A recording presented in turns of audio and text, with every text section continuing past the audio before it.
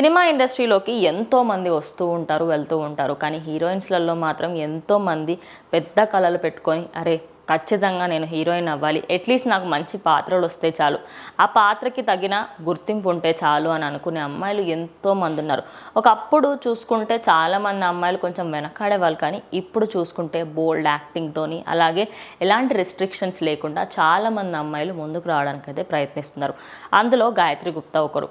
అయితే తిను చాలా కష్టపడి ఇండస్ట్రీలోకి రావడానికి ఎన్నో ప్రయత్నాలు చేసింది. ఎన్నో మూవీస్లలో ఇప్పటికీ అప్రాక్సిమేట్లీ 15 మూవీస్లలో కూడా నటించినట్టు తెలుస్తోంది. రీసెంట్గా కూడా కొన్ని మూవీస్లో దయా వెబ్ సిరీస్లో కూడా మంచి యాక్టింగ్తోని తన యాక్టింగ్ స్కిల్స్ ఏంటి, తన కేపబిలిటీ ఏంటనేది ప్రూవ్ చేసుకుంది. కానీ ఇప్పటికీ కూడా అమ్మాయికి ఏంటంటే ఛాన్సెస్ అనేవి చాలా తక్కువ.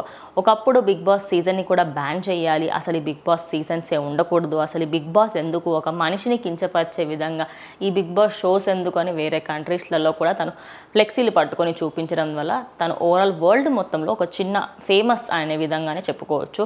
అటు మనం ఇండియా మొత్తంగా చూసుకున్నప్పటికీ కూడా తను ఒక మంచి ఫేమస్ ఆర్టిస్ట్గానే తెలుసుకుందాం.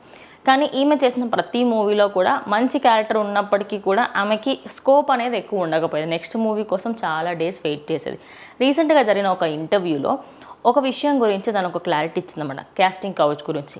ఇప్పుడు ఎక్కువ వినకపోవచ్చు, కానీ ఒకప్పుడు క్యాస్టింగ్ కౌచ్ స్టార్ట్ చేశారు, అసలు ఇలాంటివి చాలా ఉంటాయి, మీరు వస్తేనే మీకు ఛాన్స్ వస్తుంది, లేదు అంటే మీకు సంబంధించిన వీడియోస్ ఇవన్నీ బయట పెడతాము, ఇవన్నీ చాలా జరిగేవి.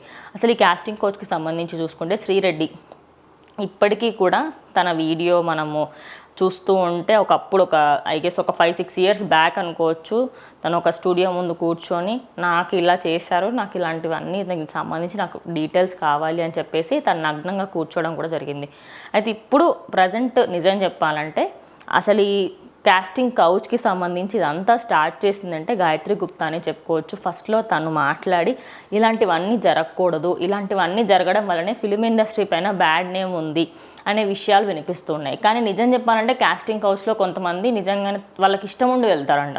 లైక్ ఆ ఫిలిం ఆఫర్ వస్తుంది కదా, ఒకసారి అయిపోతే అట్లా వెళ్ళిన వాళ్ళు ఎక్కువ మంది ఉన్నారంట. అండ్ కొంతమంది ఏంటంటే వీళ్ళ అమాయకత్వం వల్ల వెళ్ళిన వాళ్ళు ఉన్నారు. కొందరు ఏంటంటే అసలు నేను ఎందుకు చేయాలి, నేను నా టాలెంట్ ప్రూవ్ చేసుకోవడానికి వచ్చానా, నీ దగ్గరికి పడుకోవడానికి వచ్చానా అనే కొన్ని కమెంట్స్ కూడా ఒకప్పుడు వినిపించాయి. ఇప్పుడు ఓవరాల్గా చూసుకుంటే మనకి గాయత్రి గుప్తా ఒకప్పుడు క్యాస్టింగ్ కౌచ్ పైన బ్యాన్ వేయాలి అని చెప్పేసి తను, అండ్ అలాగే దాని తర్వాత శ్రీరెడ్డి, దాని తర్వాత ఎంతోమంది సినీ నటులు yes I have faced casting couch, I have faced some problems అని చెప్పేసి yes I'm one of them అని చెప్పేసి ప్రతి ఒక్కరూ మాట్లాడిన తర్వాత దీనికంటూ ఒక కమిటీని పెట్టి దానికి సంబంధించి ఇప్పుడు కొంచెం తక్కువైందని చెప్పుకోవచ్చు నిజం చెప్పాలంటే.